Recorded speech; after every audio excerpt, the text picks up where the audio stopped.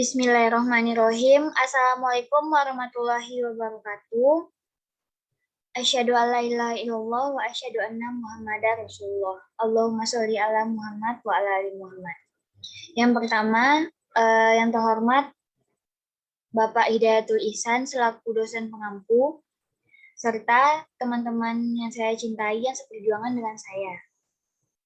Nah, di sini saya akan mempresentasikan rancangan tugas akhir mengenai judul penyusunan laporan keuangan dengan menggunakan aplikasi Asian Business Software Solution atau yang lebih dikenal lagi dengan ABSS Accounting versi 25 pada NJ Advertising. Nah, pada bab 1 ini ada 5 komponen yang meliputi. Yang pertama, latar belakang, yang kedua rumusan masalah, yang ketiga tujuan penelitian, yang keempat kontribusi penelitian, yang kelima metode penelitian.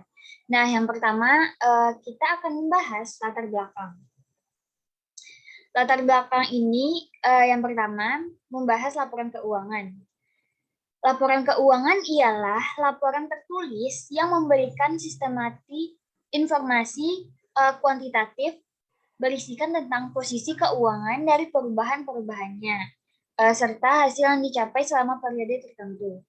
Posisi keuangan memberikan gambaran tentang sebuah catatan yang akan diukur berkembang atau tidaknya suatu usaha pada periode tersebut. Perubahan posisi keuangan ini menunjukkan kemajuan perusahaan, memberikan gambaran tentang jumlah laba yang diperoleh perusahaan dalam melaksanakan kegiatannya, serta perkembangan perusahaan yang menunjukkan manajemen telah mengelola perusahaan dengan berhasil atau tidaknya. Nah, latar belakang yang saya ambil yaitu yang pertama, beberapa usaha kecil masih menggunakan catatan kertas untuk melacak penjualannya, seperti NJ Advertising ini, yang terletak di Jalan Raya Ganting, depan Masjid Raya Ganting, Kota Padang. NJ Advertising ini merupakan usaha yang memproduksi baliho, spanduk, dan lainnya. Perusahaan ini didirikan oleh Bapak Nasrul SH pada tahun 2009. Nah, sebelumnya pencatatan transaksi penjualan secara manual yaitu dengan menggunakan catatan dengan nota penjualan 2 rangkap. Lembar pertama berwarna putih yang digunakan sebagai bukti penjualan barang yang diberikan kepada pelanggan, dan lembar kedua berwarna merah digunakan sebagai bukti pencatatan transaksi penjualan. Serta setelah nota penjualan terkumpul, karyawan NJ Advertising bagian penjualan mencatat transaksi penjualan ke dalam Microsoft Excel. Nah, sebelumnya NJ Advertising ini tidak memiliki laporan penjualan dikarenakan tidak ada yang mengelolanya.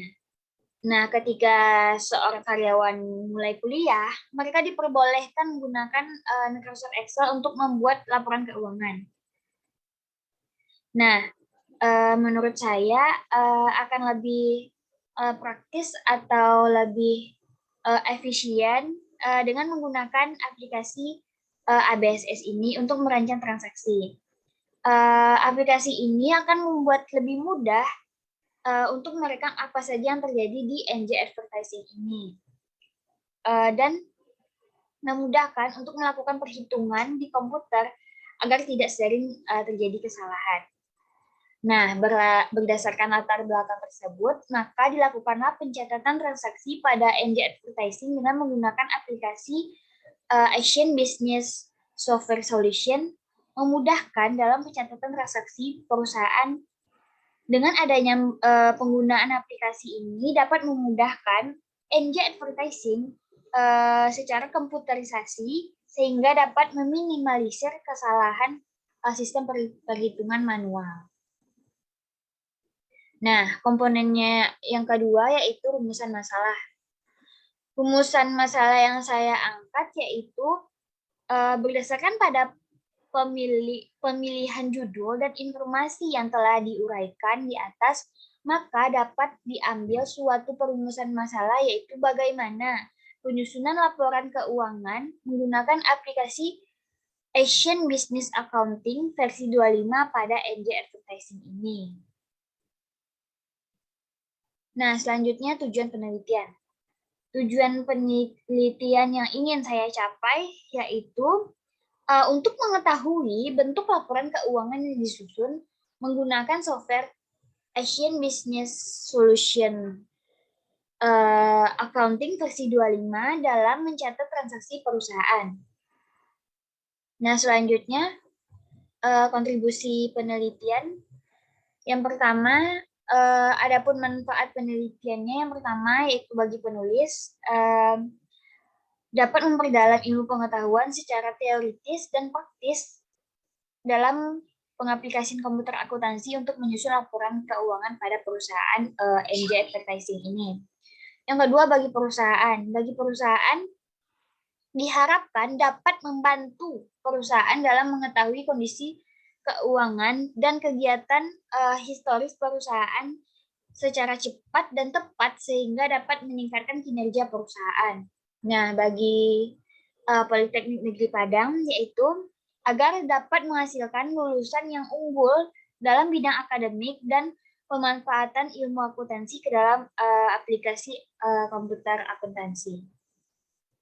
Nah, komponen yang kelima pada bab 1 pendahuluan yaitu metode penelitian. Metode penelitian ini saya mengambil ada 3, yang pertama wawancara, observasi, dan dokumentasi. Wawancara yaitu metode pengumpulan data melalui jalan komunikasi, yaitu komunikasi antara pewawancara dengan responden. Nah, yang kedua, observasi. Observasi ini yaitu proses yang dilakukan yang dimana terhadap meliputi observasi keadaan fisik NJ Advertising, barang-barang yang ada di NJ Advertising, dan pencatatan transaksi pemesanan dan penjualan. Metode penelitian yang ketiga yaitu terkait dokumentasi. Dokumentasi diperoleh pada saat pengumpulan data adalah transaksi-transaksi NJ Advertising Kota Padang. Dokumentasi tersebut digunakan sebagai referensi dalam penyusunan laporan keuangan dengan menggunakan Asian Business Solution Software atau ABSS Accounting versi 25.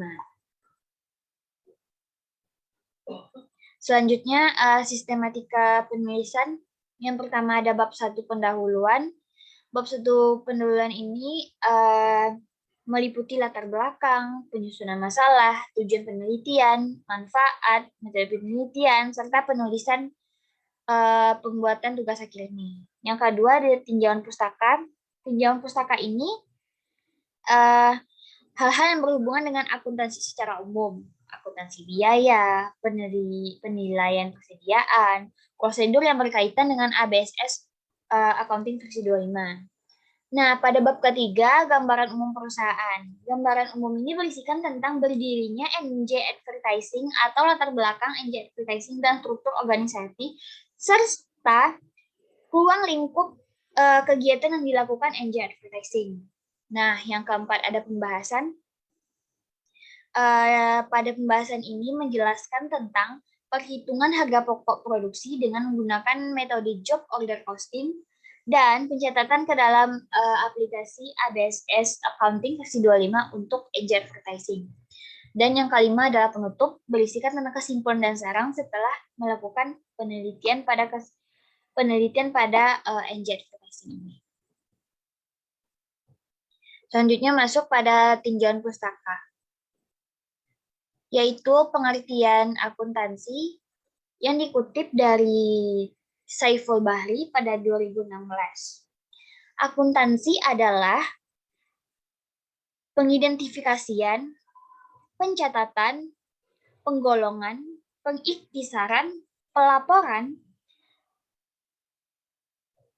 atas transaksi dengan cara sedemikian rupa dan sistematis, isinya berdasarkan standar yang diakui umum, sehingga pihak yang berkepentingan dapat mengetahui posisi keuangan entitas serta hasil operasi pada setiap waktu yang diperlukan dan dapat mengambil keputusan maupun pemilihan berbagai tindakan alternatif di bidang ekonomi.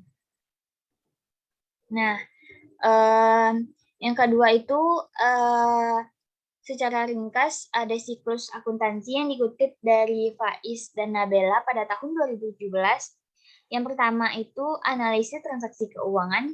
Yang kedua, mencatat ke dalam jurnal transaksi. Yang ketiga, melakukan posting ke buku besar. Yang keempat, menyusun neraca saldo. Yang kelima, melakukan pencatatan jurnal penyesuaian. Yang keenam, menyusun neraca saldo setelah penyesuaian. Yang ketujuh, menyiapkan laporan keuangan. Yang kedelapan, melakukan pencatatan jurnal penutup. Dan yang terakhir, yang kesembilan, menyiapkan neraca saldo setelah penutupan.